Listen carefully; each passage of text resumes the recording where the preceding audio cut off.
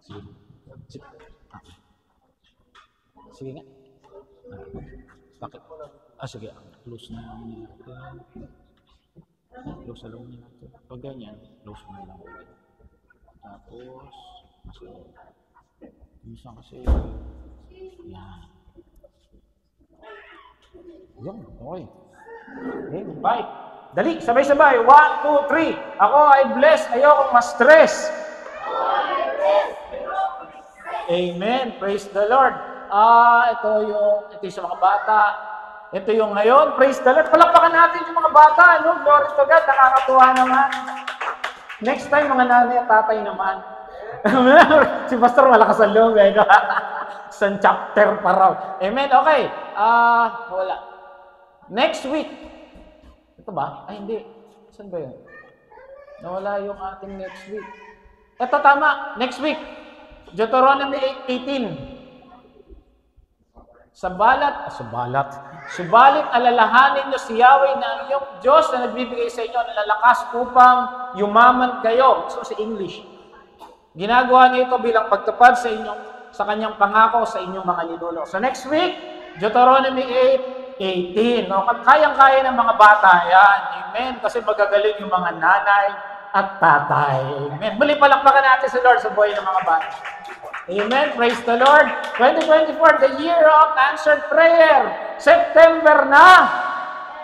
Amen. Praise the Lord. Nakatawid tayo hanggang September. Kumakaway na siya. May kumanta na ba kanina umaga? Meron na. Amen. Pag Pasko talaga, gumaganda ang mga ngiti ng mga tao sa paligid. Tingnan mo nga sa tabi mo kung maganda ang ngiti niya sa umaga. Amen. Praise the Lord. Pag talaga mag-December, gumaganda yung ngiti. Jeremiah 33:3, ang sabi, kung mananalangin ka sa akin, tutugunin kita. May mga answered prayer ba? Meron pa bang hindi natutupad? Meron pa ba? Meron pa. So, hindi matapos ang taon. Sabi ni Lord, hintay-hintay ka lang. May tamang panahon. Amen? So, patuloy tayo manalangin. We encourage everybody to pray, pray, and pray. Yan ang ating ugnayan sa Diyos. Yan ang magpapatatag sa atin. Yan ang mag-guide sa atin ang ating relasyon sa Diyos. Okay, team natin for this month. Blessings from God. Already na ba yung next week? Tsaka yung mga next week?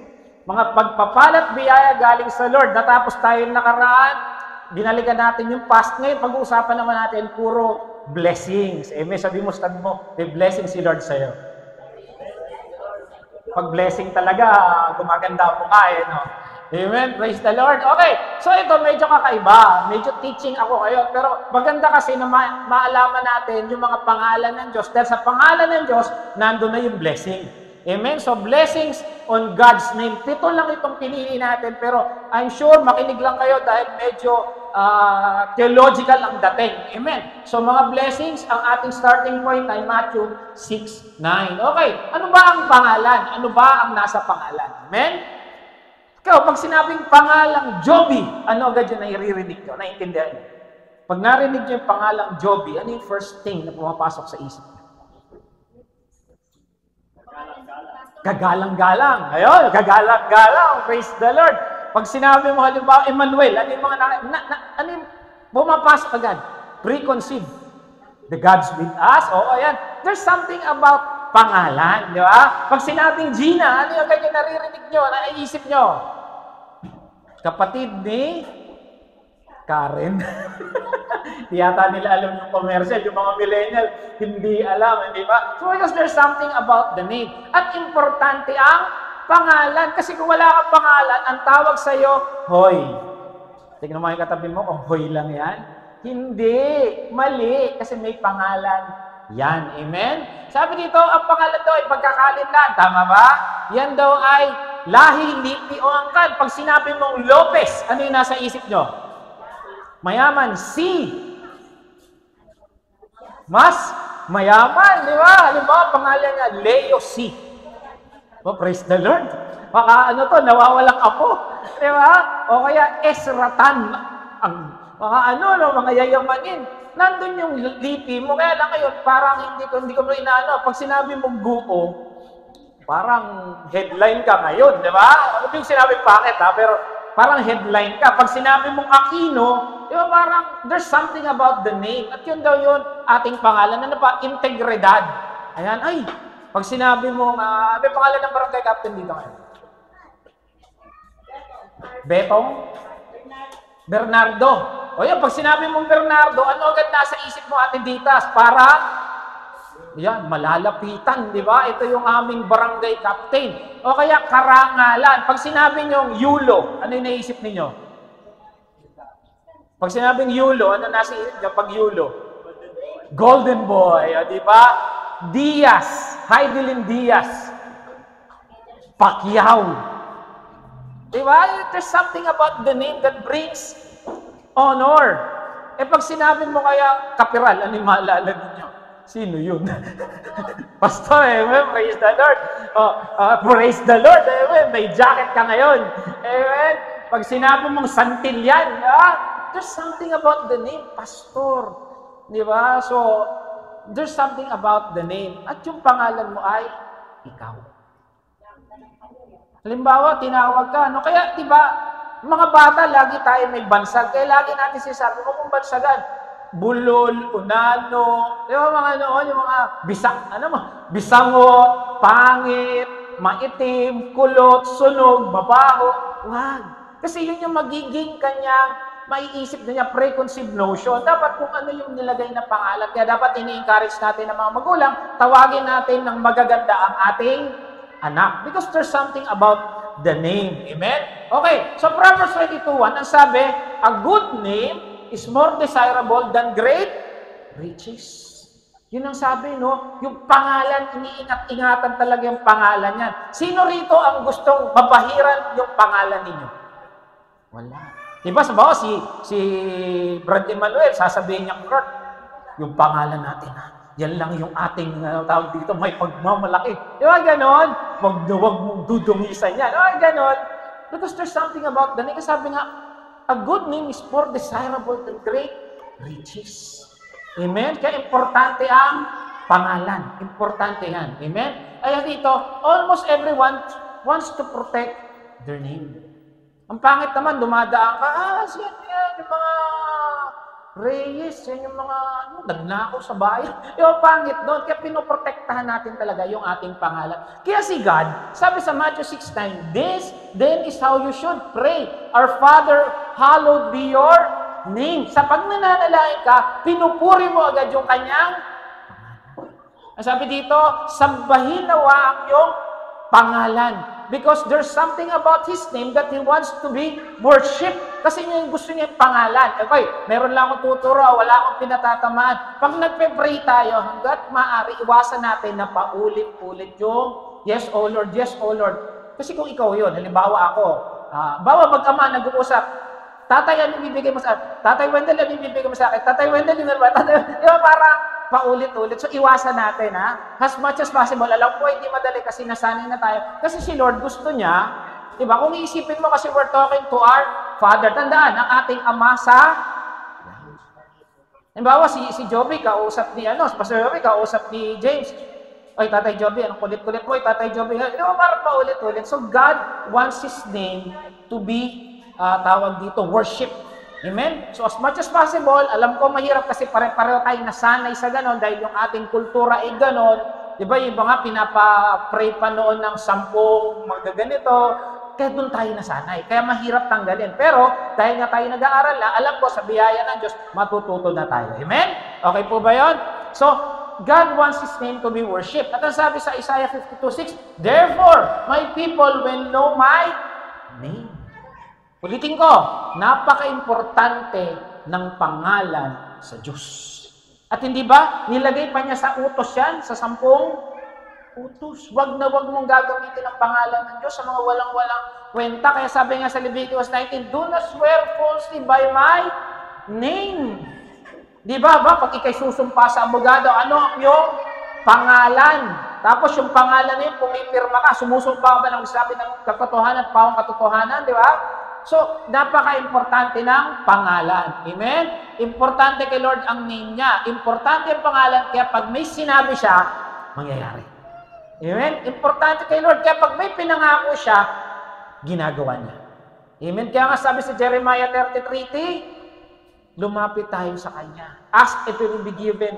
to you. Sa pangalan ng ating Panginoon, there is something about the name. Okay, ano ba ang mga pagpapalang nakuha natin sa pangalan ni God? Okay, in-intro ko lang yun kasi importante kay Lord ang kanyang pangalan.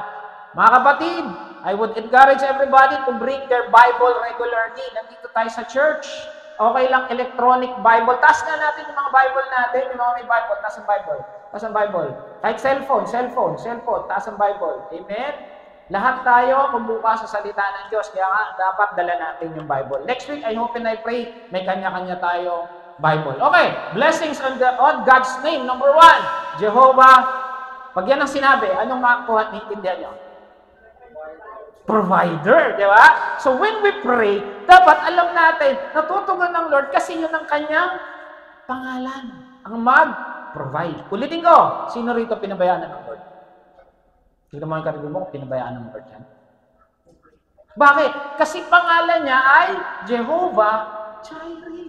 Siya ay provider. Sabi rito, the Lord will provide. Will provide. Kapatid, ano kailangan mo ngayon? Meron ba rito may kailangan? Magsabi ng amen? Lahat tayo may kailangan. But God is the God who provides. Because that is in His name. Sabi dito, Jehovah Jireh signifies God as the provider who meets the need of His people. Okay, ang pinoprovide niya raw yung kanyang mga tao. Sino rito? Tao ng Diyos. Magsabi ng amen. Kung ikaw tao ng Diyos, ibig sabihin, God will provide for you. Huwag mong problemahin paano ka bibigyan ng blessing ng Lord. Ang problemahin mo, paano mo pupurihin si Lord. Amen?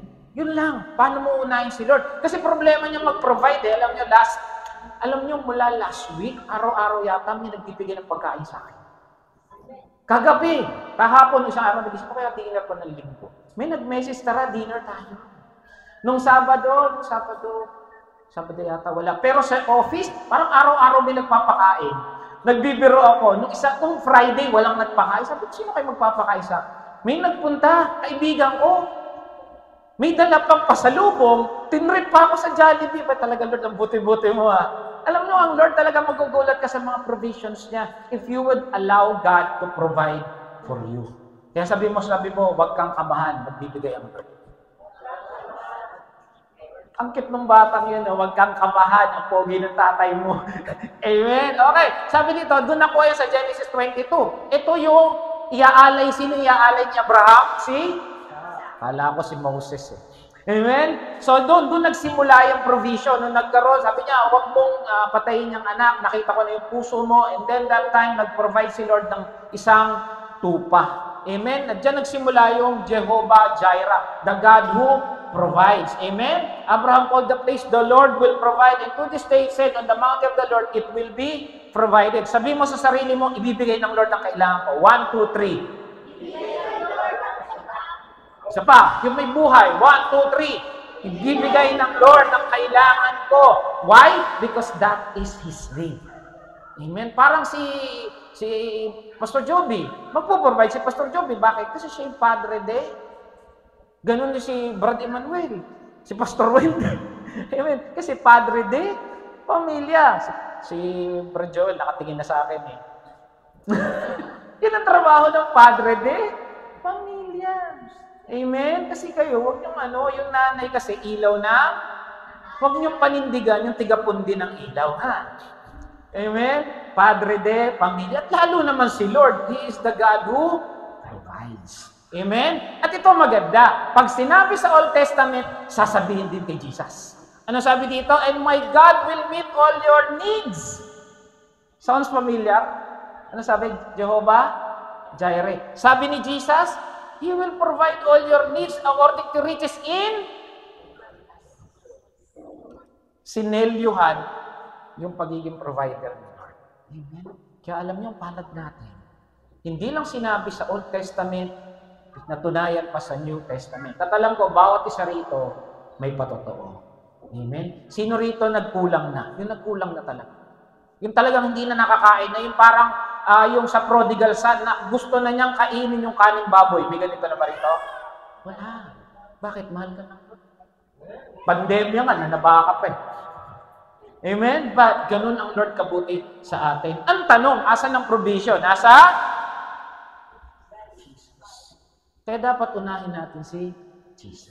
It's number one. May blessing sa pangalan ni Lord. Sabihin mo, may blessing sa pangalan ni Lord. May provision sa pangalan ni Lord. Amen. May pagpapalang provision sa pangalan ni Lord. Number two, Jehovah Rapha. Anong sinasabi naman? Hindi hiling. Ang hilig-hilig nyo, humiling. Healing. Healing. Amen? Sino rito may karamdaman? Anong sabi ng Lord? Siyang healing. Walang kahit sabihin pa ng doktor sa'yong malala ka, kung sinasabi ng Lord mabubuhay ka pa, mabubuhay ka. Because God, He is the God of healing. Pinagaling niya tayo. Jehovah Rapha, the Lord who heals. Jehovah Rapha highlights God's power to heal, whether, tandaan na, physically, emotionally, o spiritually. Kahit sabihin mo, durog-durog ka ngayon dahil sa mga pangyayari sa buhay mo, ang sabi ng Lord, bubuin kita. Nag-away kayo ng asawa mo, ang sabi ni Lord, ako bahala sa damdamin ko, bubuin ko kayo. Amen? Kahit anong pinagdadaanan ninyo, kahit physical yan, emotional, spiritual lang yan, tumawag ka kay Lord because He is the Jehovah. He is the God who heals. Saan nagsimula yan? Nung tatawid sila sa Red Sea, tapos wala silang mainom. Anong sabi doon? Ito yung verse sa Exodus 15:26. Sabi niya, if you listen carefully to the Lord your God and do what is right in His eye, if you pay attention to His command and keep all decrees, I will not bring any of your disease. Dito pumasok yung Jehovah Rapha. Kung ikaw ay nasa Panginoon, huwag mo nang problemahin yung karamdaman mo. Oo, magkakasakit ka, nasa mundo ka. Ang hilig mong kumain ng malig. Ang hilig mong kumain ng popis, ang taas tuloy ng uric mo. Ang hilig mong kumain ng galunggong. Ang hilig mong magtusok-tusok doon, tataas ang kolesterol mo. Iwasan nyo naman yun. Kasi God who heals, wag ganun. Parang ganito lang, kakain ka ng bagnet. Lord, tanggalin mo toxin dito. Tapos tumaas ang kolesterol mo, sabihin si Lord, tigas ng ulo mo. Amen. Pag alam mong bawal, wag na. Okay lang kumain, pero wag madalas. Okay? Matuto naman kayo magluto ng sinigang, nilaga, munggo. Wag naman lagi din munggo. Mataas din sa uric yan. Parang sasayaw tayo, brada. Tara, dito tayo sa Amen. Praise the Lord. And tandaan, pag ikaw nagpe-pray, sabihin mo, pag may sakit, sabihin mo, Lord, ikaw yung Jehovah Rapha ko. Ikaw yung magpapagaling sa akin. Amen. Ginagamit niya lang ang mga doktor at mga nurse. Yung may tapikin mo yung sarili, katabi mo, sabihin mo, pinagaling ka na ni Lord. Mula ulo hanggang pa. 1, 2, 3. Amen. Para nakatingin lang siya sa ulo, Amen. Okay, ito na naman. Pag sinabi sa Old Testament, sasabihin sa New Testament. Ano sabi rito? Sa kanyang pagkamatay sa krus, sino namatay sa krus? Pinasan niya ang ating mga kasalanan upang tayo mamatay sa kasalanan at mabuhay ayon sa kalooban ng Diyos. Sa mamagitan ng mga sugat, tayo ay si Jesus din yung Jehovah Rapha. Siya nga yung nagselyo nung pangako ng Diyos sa Old Testament. Kaya nga sabi nga nila, if you want to understand the Old Testament, read first the New Testament. Amen? Nakikita niyo, laging bangga yung mga pinag-aaralan natin. Yung storya ni Moses, sinabi rin sa Acts at saka sa Hebrews. So, bakit? May inharmony yan. Ano ba tawag natin doon? The Word of God is infallible. Hindi nagkakamali rin yung maliliit because it is inerrant. Amen? Okay. Tanong, asan ang hilig? Nasa kay Jesus. Binabangga ko lang mga kapatid para makita natin kung gaano tayo kapalad. Okay. May pagpapalang kagalingan sa pangalan ng Panginoon. Ano yung una? Provision. Pangalawa? Healing. Dalawa pa lang yan. Pangatlo, He is El Shaddai. O, diba sa mga panyo? Parang galing din kayo doon Amen. El Shaddai, ibig sabihin daw niyan, God Almighty. Mga pangyarihang Diyos. Sabi dito, El Shaddai emphasizes God's sufficiency and almighty power, particularly in providing. Nandun na naman yung provision. Yung kapangyarihan niya, ginagamit niya para mag-provide sa kailangan nating lahat. Isn't that wonderful, diba? Yung Diyos na milikha ng langit at lupa, hindi ka pinababayaan. Amen? Ano kailangan mo ngayon? Ano yung worry mo ngayon? Bumagyo nga si Karina tulog ka Sila nilulubog, sila nagbabangka, ikaw, tumutulo. Tulog. Bakit? Safe na safe ka sa mansion mo. Diba? Yung mansion mo hindi nililipad, hindi binabaha. Pakuya-kuya-kuy ka pa. Yun lang, nawalan yata ng kuryente. Wala ba ng kuryente? O tamo, hindi rin kayo nawala ng kuryente. Sila, binahala, wala pang kuryente. Ikaw, nakataas pa. Ganun ka pinagpala ng Lord. Amen. Because God is El Shaddai. Saan daw lumabas yan?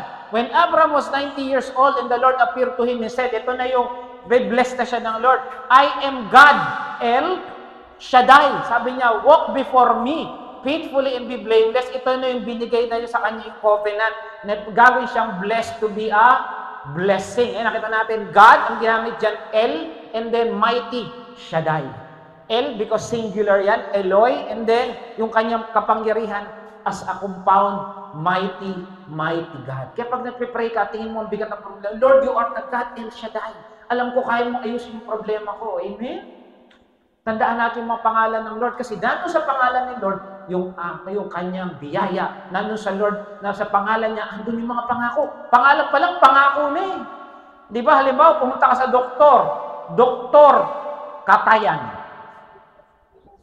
Doktor, patay. Papagamot kayo. Tapos pagpasok mo, anong sakit mo? Parang mauuna ka pa ron eh. Hindi kayo magpapagamot sa ganon. Doktor patayan, no? Di ba? O kaya, ano yun? The rapist. May ganon, therapist. Di ba? Hindi ka magpapagamot. Kaya nga iba, pinapalitan yung pangalan nila eh. Di ba? Yung mga pumunta ng Amerika, dati Pedro, pagdating dito, Peter. Dati pangalan Juan, pagdating dito, John. O, di ba? Kasi pinapalitan na, nagbago na raw sila eh. Because there's something about the name. And we can trust the name of our Lord because He is El Shaddai. Amen? Ito na maganda. Sinabi rin niya ni Jesus sa Revelation 1:8. Look, He's coming with the clouds. Sino yung babalik-alik sa clouds? Ito na yung second coming. And every eye will see Him. Si Jesus to ha. And those who pierce Him. Dito ba lang malalaman mo si Jesus eh. Kasi siya yung pinako. And all people on earth will be mourned because of Him. Because shall it be, Amen, I am the Alpha and the Omega. Importante to. Says the Lord God, who is, who was, and who is to come. Sino to? Si Jesus. Sinabing El Shaddai sa Old Testament, sinabi rin yung El Shaddai kay Jesus. Ito to, importante rito. He is the Alpha and the Omega. Tututukan natin yan. Ano pag sinabing Alpha and the Omega? Siya ang simula at siya ang katapusan. Asan yung simula at katapusan ngayon sa buhay? Sa buhay natin. Kung siya yung simula at ang katapusan, ano pa may problema mo sa gitna? Kahit anong mangyari, itatawid ka niya. Kasi sabi niya, darating ka rito sa finish line, kapatid. Kaya nga lagi ko sinasabi ito eh. Kung may Jesus tayo lahat sa puso, tayo rin ang makikita sa finance. Amen? Makikita mo dun si Brad Jewel. Oy, Brad! Dito ka wala ka naman pasada. Hindi na, uwian na eh. Diba? Tapos nandun na tayo lahat eh. Kakanta na lang tayo ron. Buti nga marami palang praise and worship leader dito sa atin. Amen. Next week, sino kaya gagamitin ni Lord na pakakanta? Baka si James na. Amen, di ba? Mga mag-aaral ng gitara mamaya, ah. Sino yung mga mag-aaral ng gitara? Taas ang kamay. Ayun, dumami bigla. Amen, no? Mr. Joby, ready ka na? Amen, praise the Lord. O, yung mga gusto mag-aaral ng gitara, magpasulat na, magpatalaan na. May computer na ako ron sa mga susunod na buwan, pauli, no? Na mga linggo, matuturo na tayo ng computer. Amen? Kung lolobin ng Lord, 3 yan. Papadala natin dito. Si Lord ang mag-provide. Amen? Because the God who provides. Lahat ng kailangan mo, isusustain niya. Because He is El Shaddai. And He is the Alpha and the Omega. Kaya mga kapatid, huwag mo nang isipin yung bukas mo, nauna na si Lord doon. Huwag mo nang i-worry yung mangyayari next week, nauna na si Lord doon. At ang pagsabi niya, pag nasa Kanya ka, hindi Kanya pababayaan at hindi Kanya iiwan. Amen? Ito, tingnan natin. Sino yung Almighty? Si Jesus. Kanina, sino yung provider? Si Jesus. Sino yung Jehovah Rapha? Si Jesus. Siya rin yung Almighty. Pero, diinan ko lang sandali yung Alpha and the Omega, no?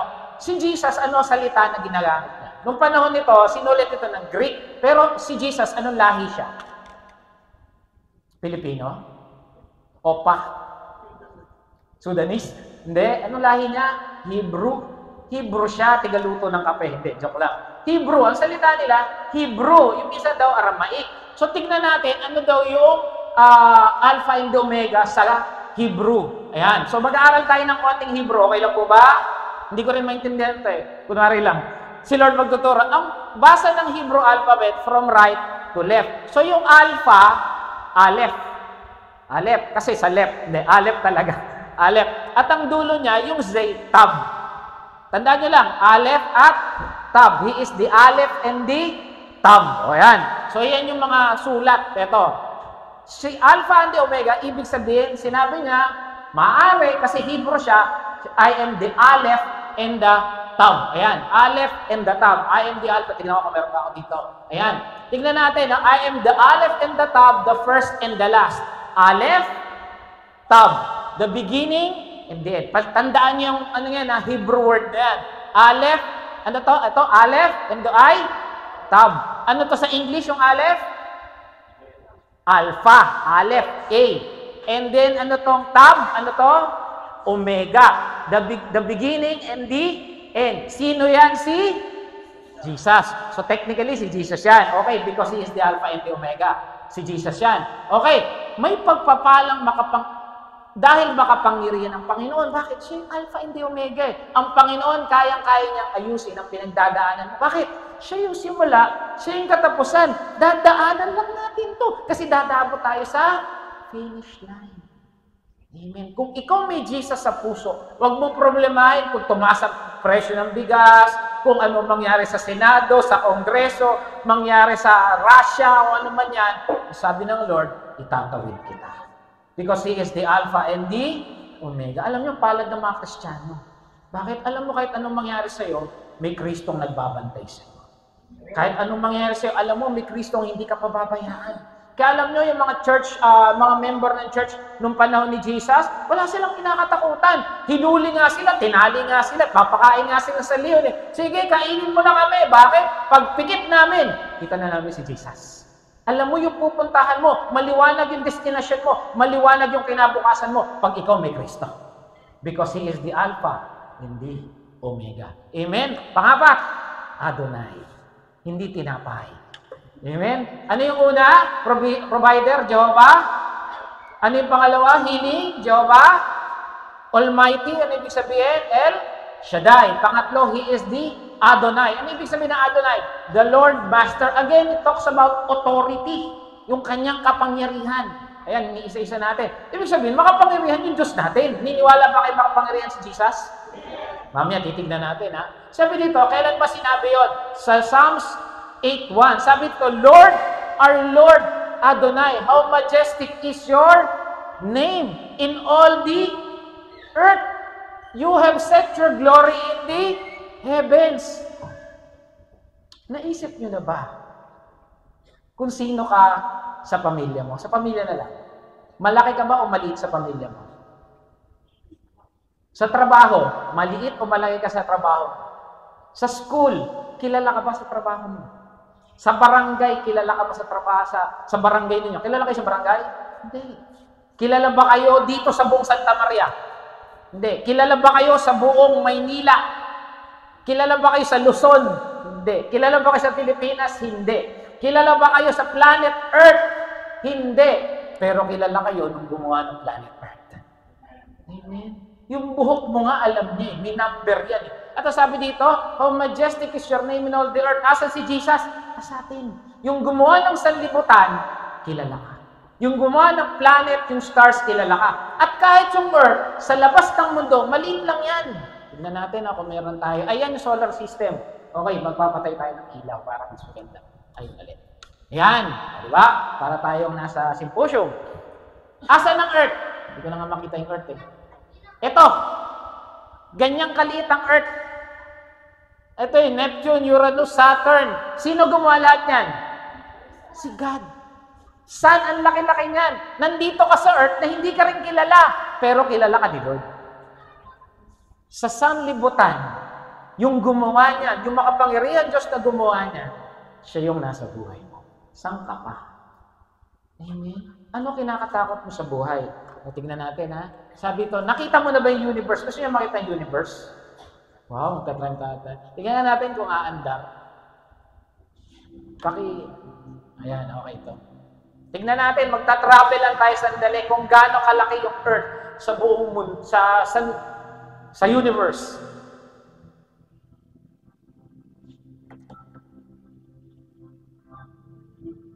Ayan yung Mercury, pinakaunang planeta. Mars, tignan nyo yung size comparison, ha? Venus. O ito, ano to? Earth. Ayan. Nandito ka raw, nandito si James. Ano? Kapiranggot. Saturn. Jupiter. Ito na yung mga malalaki. Grabe yung laki. Cyrus. May pangalan pa? Si Cyrus. May pangalan pa lang star na Cyrus. Pollux. Arcturus. Ang pangalan nila, mayroong bigkas sila. Aldebaran. Ang lalaki na niyan. Rigel. Mga super giant na, oh. Pistol star. Antares. Grabe, ang lalaki, no? Musepay. Nakita niyo yung laki? Ito ni Roy yung pinakamalaki. Sa ngayon, dahil ito pala nakikita natin. Tignan natin, hahanapin niya yung Earth kung nasaan. Pakalayo. Kabutil yung Earth. Doon sa pinakamalaking star. At sa loob ng Earth, nandun tayo, nandito sa church. Gano'n kalam, hindi ko na nga binilang kung ano yan eh. Pag daw ilipad yung isang eroplano sa buong yung pinakamalaking star, gaano aabutin, gaano katagal, isang ikot niya. Isang ikot lang. 1,100 years, isang ikot lang na yun. Ganun kalaki yung pinakamalaking star. Pero yung star na yan, ang dami masakasan, libutan yan. Sa kalawakan, ang dami-dami, billion daw yan, na hindi pa natin nakikita ngayon. Milky Way Galaxy, Andromeda Galaxy, ang dami yan. Amen. Ang dami yan. Kung sino gusto mag-astronaut, baka may anak tayo. Pero kung iisipin mo, sino lahat ang gumawa niyan? Si Lord. Sobrang makapangyarihan niya. Nagawa niya lahat yan. Hindi niyo napansin, hindi nagbabanggaan. Kasi ayaw niya mabangga yung Earth. Baka nung magising natutulog. Ganun ka makapangyarihan ng Diyos. Pero kahit gaano siya makapangyarihan, kahit gaano ka siya kalaki, kasi mas malaki siya dyan eh. Kasi siya yung gumawa eh. Pero yung laki ng Diyos na yun, nasa puso mo ngayon. Pinili ka ng Diyos. Kasi bakit? Hindi niya pinili yan eh. Anong nilagay sa Genesis 1:1? In the beginning, God created the heavens and the siningle out niya yung earth kasi nandun tayo. Amen? Ang lalaki niya, no? Kung iisipin mo gaano kalaki, gaano ka makapangyarihan ng Diyos, hindi ka problema sa buhay. Kasi kung itong mga bituin na to hindi nagbabanggaan, nahahawakan ng Lord yung buhay mo pa kaya. Kung yung mga bituin na yan, hindi sumasabog sa tabi natin, yung problema mo ba kaya hindi kayang ayusin ng Diyos? Amen? Ang liit-liit natin. Yung planeta nga liit, mas lalo tayong maliit. Pero kahit maliit tayo, kilala tayo ng Diyos. Amen? At hindi lang yun, buwabase sa langit, binako sa lupa. Kasi gusto niya, iakyat tayo sa langit balang araw. Amen? Kaya pag nandun na tayo, Lord, ang galing-galing mo. Nagawa mo lahat yan. Pero kilala mo. Amen? Amen? Palakpakan nga natin si Lord. Amen? Kaya ang sabi, sige po. Ang sabi dito ni Jesus, then Jesus came to them, all authority in heaven, yung kalawakan, and on earth. Napansin nyo, ang binigyan niya lang ng pangalan, earth. Kasi tayo nandun eh. Hindi niya sinabing in Mercury, in the solar system. No, he described only earth and the heavens. Pag heavens, sama-sama na sila eh. Parang ganito lang yan eh. Si Leo at ang kanyang mga klase. Si Leo at yung anong school nung pinag-aaralan mo? Colegio de? Sa Colegio de si Leo at ang mga tiga Colegio San Gabriel. Pero mo sininggle out si Leo, ganun tayo. Sa laki-laki ng sanlibutan, sininggle out ang earth. At hindi lang yun, kilala ka niya dun sa earth. Amen. Kung tutusin, pwede tayo, hindi niya ba inisip ba't hindi tayo nilagay sa tabi ng araw? Bakit kaya nauna yung Mercury, Venus, Mars, tapos Earth? Ba't hindi tayo nilagay doon? Kasi bakit? Masusunog tayo. Nilagay niya tayo doon sa lugar na pwede tayong mabuhay. Tapos malulungkot tayo, hindi niya kayang provide. I'm sure kaya niya i-provide yung kailangan mo. Amen? Sinustain ka nga niya ng ilang taon, ngayon ka pa ba niya pababayaan? Sino ang authority again? Si Jesus. Siya yung Adonai. Siya yung nag-iingat ng sanlibutan. Tignan natin ang sabi rito. Alam mo ba, may blessing sa name ni God na Adonai. God is authority in all creation. And yet, kilala ka niya. Yung mga astronomer, inaalam pa yung sanlibutan. Si Lord, kilala ka niya. Kilala ka ni Lord. Amen?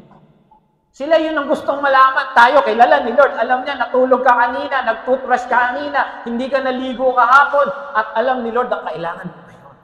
Amen? Ganun tayo ka-importante sa Diyos at namatay nga siya dahil ikaw ang iniisip nung nakapako siya sa krus. Hindi niya inisip yung mga galaxy na yan na kaganda. Ang inisip niya, ikaw. Amen? Ganun tayo ka-importante sa Panginoon. Amen? Sabi dito, pangilan tayo? Pang-5, Elohim. Alam na natin ito yung plural name of the Lord. Elohim, the plural name of God, the Creator. Ayan. Kanina, yung ginamit din sa creation, yung Adonai. Ngayon, Elohim, kasi sa Genesis 1:1, ito yung sinabi.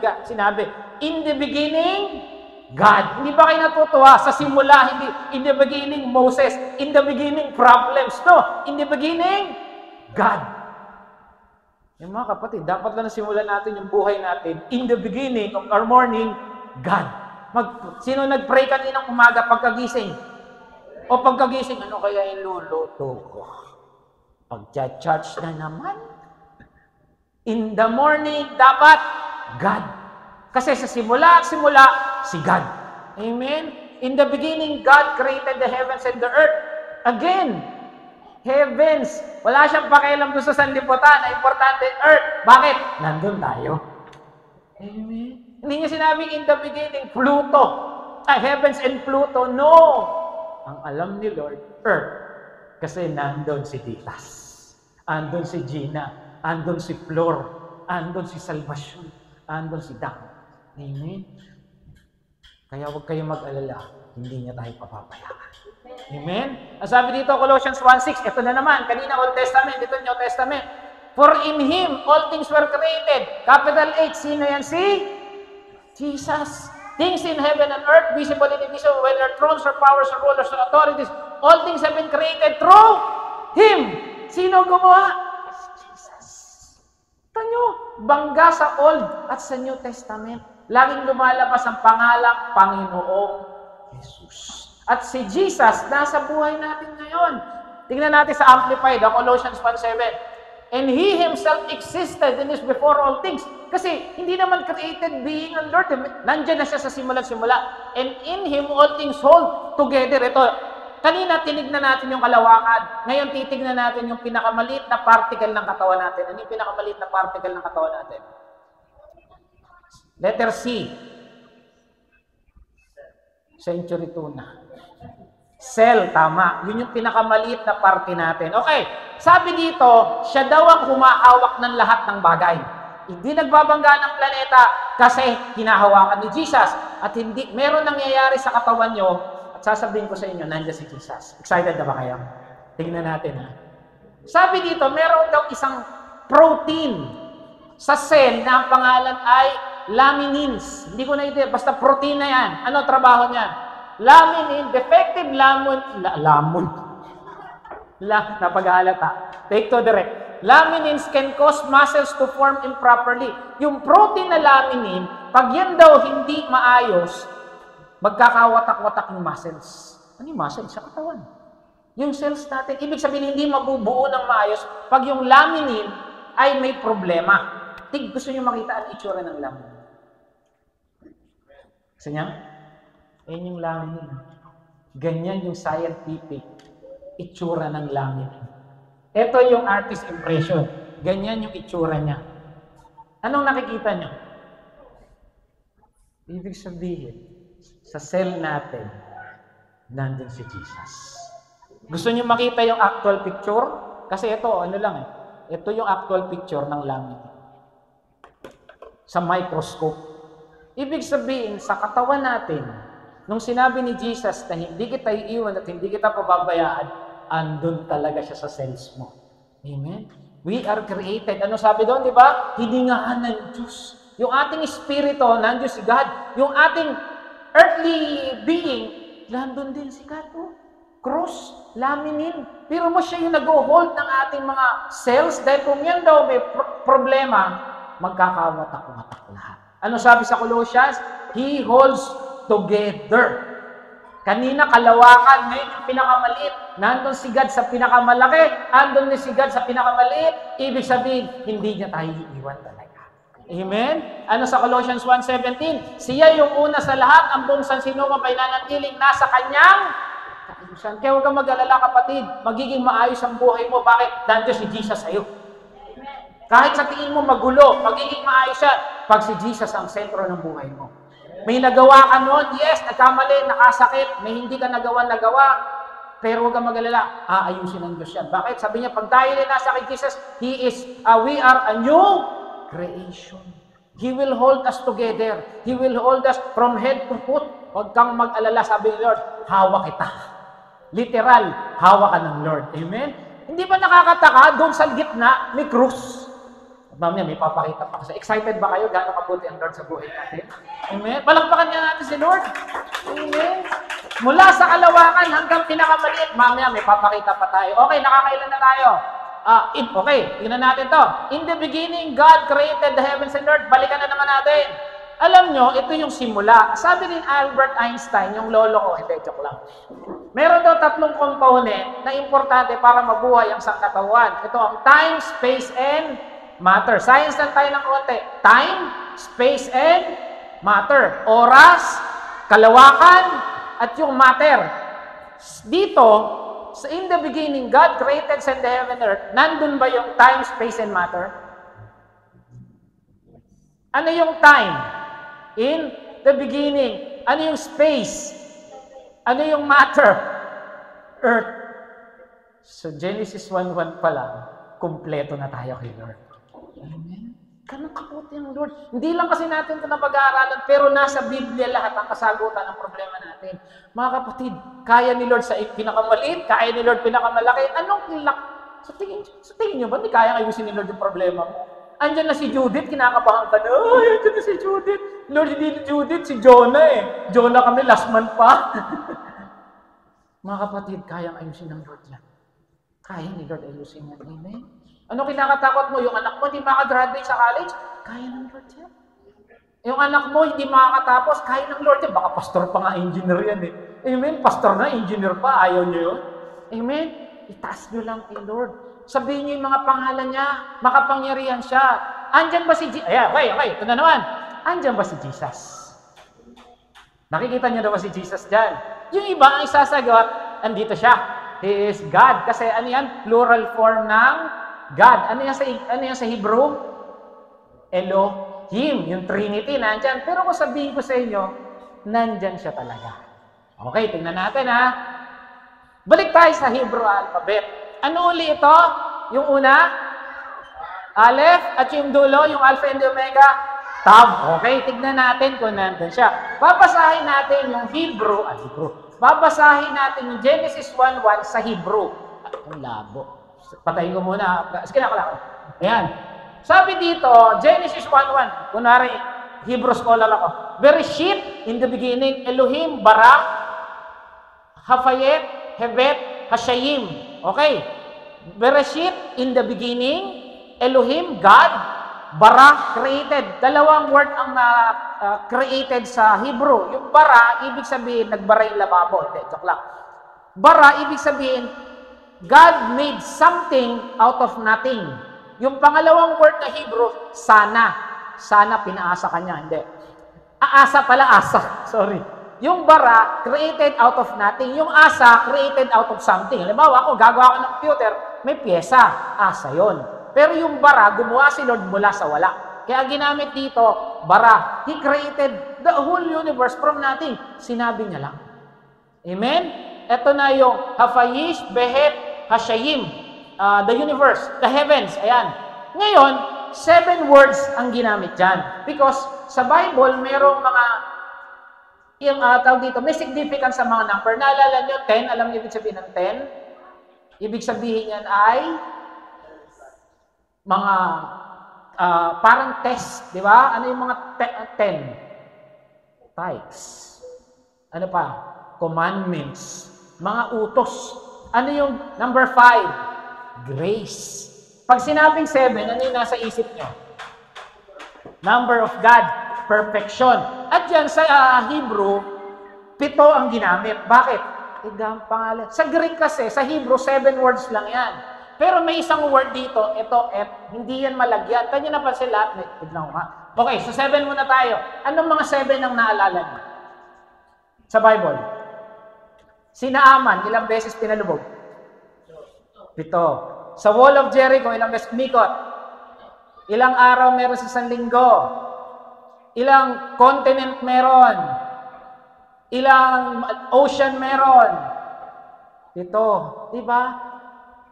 Pati nga si Snow White merong.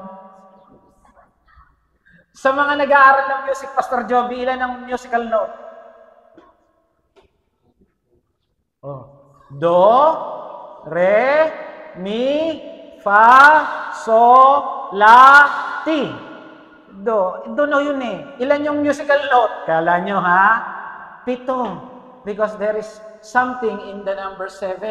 7 parables, 7 continents, 7 ocean. Ilan yung kulay ng rainbow? Ano yon? Monta nyo? Roy G. Bib. Hindi nakakaalam, tanungin niyo si ate. Okay, ano pa? Pati daw, nakita na kayo ng ladybug? Di ba may mga dot. 7 rin daw yun. Marami pa. Ito lang yung mga naisulat ko eh. 7 days of creation. Bakit? Importante kay Lord ang number 7 eh. Amen? Okay, balik tayo dito. Ayan, okay, sige. Malabo. Tingnan natin ha. Elohim, bara, bereshit, hashet, hayet, hayayin. 7 words in the Hebrew alphabet. Napansin nyo lahat merong Greek meaning, English meaning. Napansin nyo? Meron bang walang English? Ito, Elohim, God, created, bara, bereshit, in the beginning. Haaretz, earth, vet, and the heavens. Nakita kayo, meron? Wala siyang Hebrew, di ba? Pero kailangan yan. May naalala kayo dyan sa symbol na to. Ano yan? Aleph at Tam. So, ibig sabihin, dun sa 7 words, sa in the beginning, God created the earth, nandun yung Alpha at Omega. Gulat kayo. Yung Et, hindi nila maglagyan ng meaning. Kasi bakit? Alpha and the Omega yun. So, ibig sabihin, sa in the beginning, God created the heaven and the earth, andun si yung Aleph at yung Tav. Sino yung Aleph at Tav? Nandun si Jesus, yung ginawa yung sanlibutan. May verse ba tayo? Nawala yung verse ko. Diba? Sabi nga, Jesus holds together. In Him, all things are created. Nandun ba si Jesus nung ginawa ang sanlibutan? Nandun ang Alpha at Omega. Sabi niya, dito titira si na Joby, dito titira si na Emmanuel, dito titira si Flo. Amen? Wala ka pa, inaayos na niya yung pagtitirahan mo. Wala ka pa, inaayos na niya yung buhay mo. Itong araw na to, kilala sa akin si Neo. Gagamitin ko to. Amen? Wala ka pa, kilala ka na niya. Amen? Yan sabi dito, okay, pangilan na to? Malapit na tayo. Ayan ang isa sa pinakamasakat. YHWH. Anong basa raw dyan? Yahweh. Kasi nilagyan nila ng mga vowels. Kasi hindi raw nila binibigkas yan. Diyan din yung pangalan na Jehovah. Yun din yun eh. nilagyan nila ng vowel. So, Yahweh Jehovah, iisa. Hindi lang nila ginamit yung pangalan Jehovah. Pero talagang naka sa Bible, YHWH. They know this is so sacred, kaya hindi nila ito binabanggit. Ang sabi dyan, the Lord. The Lord, personal name of God. Saan ginamit yan? Sa Exodus 3. God says to Moses, I am who I am. Yahweh. Yod, Hey, Vav, Hey. Wow, alam, marunong na ako sa Hebrew. No? Titignan natin yan. Familiar sa inyo itong word na to sa New Testament? I am. Hindi ginagamit yan ng mga Hebrew kasi si God lang ang pwedeng gumamit yan. Sino gumamit yan sa New Testament? Jesus. Meron pa nga siyang. Ilan na naman yan? 7. Because 7 is the number of the Lord. He is the true vine, the bread of life, the way, the truth, and the life, the light, the gate, the good shepherd, and the resurrection. Si Jesus, ang lakas ng loob gamitin yan. Bakit? Because He is the Alpha and the Omega. He is Yahweh. Amen? Ang pangalang Yahweh, andun ang pangalan. Ito yung huli, pinamatindi. Alam nyo, sa pangalan ni God na Yahweh, andun yung redemption. Sa pangalan pa lang. Grabe nga ito, nalaman ko eh. Ito yan sa Greek, sa Hebrew, sorry. Yod, ito yan yung kuwit. Hey, Vav, Hey. Yan yung Yahweh in Hebrew. Tignan natin ha. Alam nyo, sa Hebrew alphabet, meron niyang meaning, bawa, Aleph, yung bet. Susunod bet eh, house ang ibig sabihin nun. May mga symbol yan. Tapos hindi lang symbol, next week pag-aaralan natin, next week pag ginamit ako ni Lord, yung mga, merong numbers pa yan. Bawa, Aleph, number 1, bet, number 2, meron yan. So, titignan natin next week yun. Ngayon, tignan muna natin, ano yung symbolism sa pangalan na Yod, Hey, Vav, Hey, o Yahweh. Okay, balik tayo. Ayan yun, Yod, Hey, Vav, Hey. Asan yung Yod? Kita ba? Ito yung Yod, no? Tayo nakita nyo, Y at J. Kaya, Yahweh o Jehovah. Number 10. Yung Hey, ito yan. 7, ayun. Number 5. Vav, saan yung Vav? 6. And then Hey, ayun uli. So nakita nyo, dito kinuha yung Jehovah, letter H, J and Y kasi, Yod, parehong translation nun sa kanila. Kailan lang kasi lumalabas ang letter J? Mga 16th century niya. Dati hindi ginagamit yan. Y lahat. Okay, so nakita natin, tignan natin yung symbolism ng, medyo maliit eh. Ito mas malaki. Okay, hanapin muna natin ano yung una. Yod. Letter Y. Asan yung Y? Ito Yod. Alam niyo yung symbol niyan? Tignan natin para mas maganda. So, alam niyo yung symbolism ng Yod? Letter Y, kamay.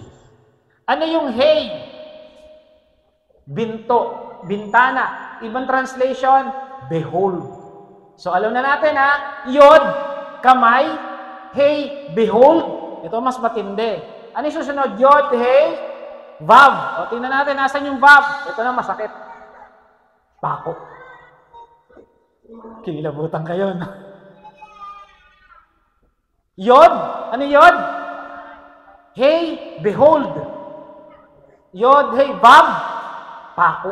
And then Hey, behold. Anong sinasabi? Behold the hands. Behold the nails. Sa pangalang Yahweh, ando na yung kaligtasan. Pangalan pa lang niya, alam na niya, ililigtas ko si Joby. Ililigtas ko si Gina, ililigtas ko si Daisy, ililigtas ko si Emmanuel. Sa pangalan pa lang niya, andun yung pako na gagamitin para iligtas tayong lahat. Amen? So, ganun tayo kamahal ng Lord. Biro mo, ang dami niyang ilalagay sa pangalan niya. Pako pa. Kamay pa. Ano ibig sabihin? Importante tayo sa Kanya. Amen? Biro mo, sa Yahweh, hindi, kukunti pa ang nakakaalam nito kasi bihira pag-aralan ng Hebrew. Ang marami nag-aaral Greek. Pero sa pangalang Yahweh, andun yung kaligtasan natin. Amen? Palakpakan natin si Lord. Amen. Napakabuti ng Lord. Amen? Ayan o. Behold the hands. Behold the nails. Sa pangalang Yahweh, andun yung kaligtasan ng bawat isa. At sino uli yung pinako? Jesus. Amen? Next week, meron pa. Next week. Wait, there's more. Amen? May pagpapala sa pangalan ng Panginoon dahil may plano siya kahit pa noon. Biro mo, pangalan pa lang niya, ibig sabihin, ililigtas na kita. He is God Almighty. Sabi niya kay Moses, I am who I am. Pero ako yung Diyos na magpapakababa, magpapapako, magpapakamatay para iligtas ko kayong lahat. Amen? Sabi ni Lord, ginawa ko isang libutan, pero ba't dito sa mga maliliit na to, dito pa ako nasaktan? Tapos hindi pa nag-charge? Hindi pa nagpe-pray? Ayaw pa nga mag-offering minsan? Sa kabilang church yun, hindi dito yun. Dito, active lahat. Amen? Amen? Amen? And then lastly, syempre, hindi mawawala, Jesus. Pinakamakapangyarihang pangalan. John 17:11. So, basahin ko sa inyo.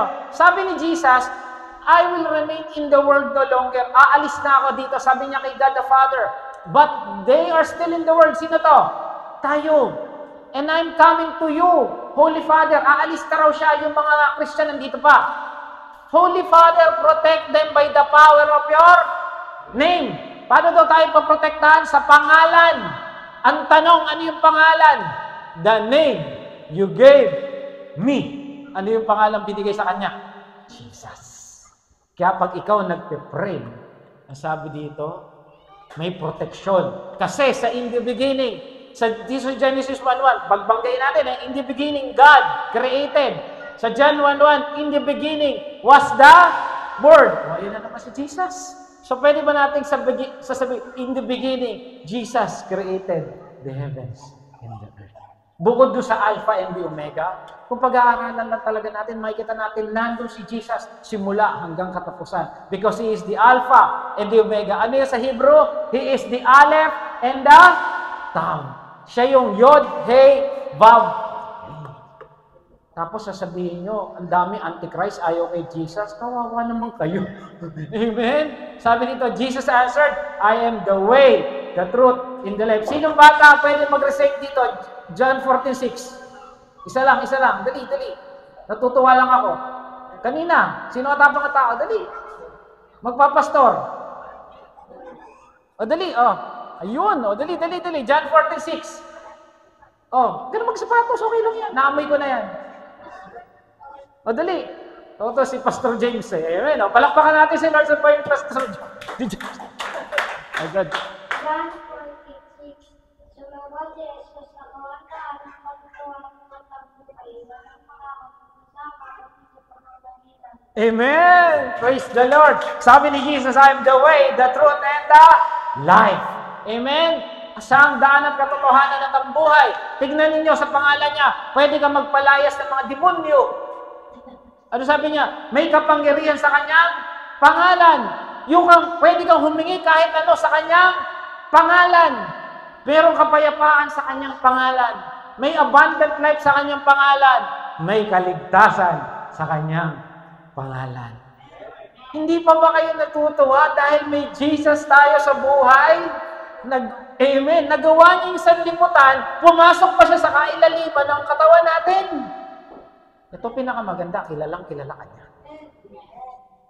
Alam niya yung pangalan mo, alam niya yung ginagawa mo, alam niya yung iniisip mo, pati yung buhok mo. Sabi nga, alam natin, sabi niya, the very hairs of your hair are, hindi niya ginabing counted, numbered. So, ibig sabihin, yung buhok mo, may numero sa kanya. Hindi niya lang basta bilang. O, yung number 265 na buhok ni Pastor Joby, nasuklay. Alam niya yung number eh. Kung kaya niyang bilangin yung mga stars at pangalanan, pati yung buhok ng kanyang mga anak, may numero sa kanya. Hindi counted. Napansin niyo? Kaya nung nagpagupit si Leo, yung mga 1,052 na buhok, hanggang na mga 1,080 na putol. Alam ni Lord, bakit? Importante tayo sa kanya. Tapos kinakabahan tayo, andyan na si Judith at si Jonah. Tapos sumakit lang yung ulo ko, naku Lord, kahit ano mangyari sa atin, hindi tayo mapabayaan. Dahil ganun tayo pagpapati sa Kanya. Amen? Ephesians 2:9-1, therefore God exalted Him to be the highest place and gave Him the name above every name, that are the names of Jesus, every knee should bow in heaven and on earth and under earth, and every tongue acknowledge that Jesus Christ is Lord, the glory of God, the Father. Amen. Amen? Diba? May Jesus tayong magliligtas, may Jesus tayong mag-aagapay, may Jesus tayong magpo-provide, may Jesus tayong magpapagaling. Kapatid, ano pa problema mo? Kumpletong-kumpleto ka kay Lord. Amen. Tignan mo yung mukha ng katabi mo, inaantok mo. Amen. Ganun tayo pinagpala kasi may Jesus tayo sa buhay. Amen. There is power in the name of Jesus. Amen. There is power. May kanta niyan, di ba? Kaso hindi ko alam. So, parang sa susunod kantahin nyo, there is power in the name of Jesus. May magpapala pangalan ng ating Panginoon, Jesus. Amen. Okay, rundown. Ano yung unang-una? Jehovah Jireh. Ano ibig sabihin? Provision. Susunod, Jehovah Rapha. Healing. El Shaddai. God Almighty. Tama ba? And then, Adonai, the Master. And then, Elohim, the plural form of God, a name of God. And then, Yahweh. Ano yan sa Hebrew? Yod, Hey, Vav, Hey. Sa loob niyan, behold the hands, behold the names. Amen? Sa pangalan niya, ligtas ka na. Amen. And then, syempre, huwag natin kakalimutan, Jesus, the name above all name, Jesus!